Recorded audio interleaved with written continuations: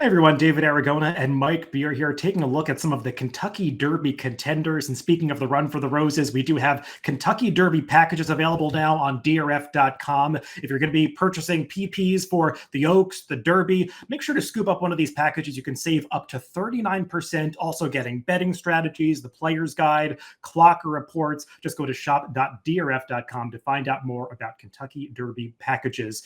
Mike, let's take a look at Kentucky Derby contender Cole Battle, who's been one of the feel-good stories of this Kentucky Derby trail so far. A real Cinderella story, a horse that was purchased at a Texas sale for just $70,000, which sounds like a lot of money maybe for the layperson, but there are some horses in this Kentucky Derby field that have sold for seven figures, and Cole Battle by the little-known sire Cole Front, and he's been a real overachiever throughout his career, and when they focused on dirt racing with him, he's done little else but win. Yeah, listen, he's been an easy horse to root for, right along on this Derby trail.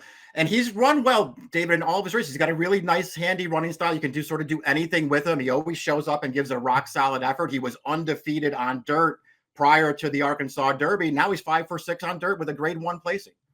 And here we're taking a look at his crowning achievement when he won the Grade 2 Rebel to really solidify his spot in this Kentucky Derby field. And Mike, I think we saw those attributes that you were mentioning here in this Rebel because he's just the kind of horse that makes his own good trip. He obviously has a lot of heart to kind of outrun his diminutive physical stature against some of these well-bred and really impressive physical 3-year-olds that he's running against. But he's also got a really good mind on him. He can work at any kind of trip. He's so versatile. And you saw in that Rebel, there were some horses that had trouble running through traffic on the far turn. He was able to use his tactical speed and turn a foot to get out front of all of that and make that first move to run down Mattakit Road. So you hope to see a horse like that have those attributes in the Kentucky Derby because you're going to need to be nimble and navigate some traffic. So that's all good and well.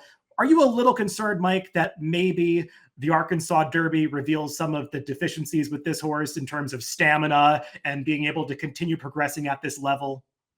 Yeah, I think you have to be. There's no two ways about it. Obviously he's a really nice horse, and he has earned his way into the Kentucky Derby, and they should run him there.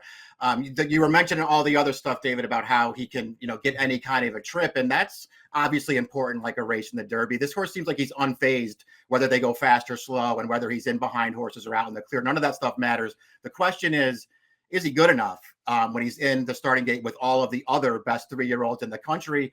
And then can he just run a faster race? I mean, as good as he's been, he hasn't really run a fast race yet. When you go back and look at the Arkansas Derby, the first loss, listen, that pace was really, really fast. And he was closer to it than the 1-2 finishers were. I'm still not sure how much of an excuse it was for him. It just kind of felt like he was third best in that race to me. Mike, is it fair to make a comparison between this horse and last year's Kentucky Derby winner Mystic Dan? Not just because they're taking a similar path to the race, but they kind of have a similar profile based on the way they ran through the preps and then disappointed in the Arkansas Derby. And they both have that handy running style, small horses that look like they're going to be able to work out the right trip in the Derby. And there are many that doubted whether Mystic Dan was good enough to win a race like the Run for the Roses. Is that too much of a stretch? It's not too much of a stretch because you're right. They do have a lot of similarities. I guess maybe the one difference between the two of them, and you can correct me if I'm wrong here because my memory is not great, but I do believe Mystic Dan had already run a really fast race before they got to the Derby, and Cole Battle has not done that.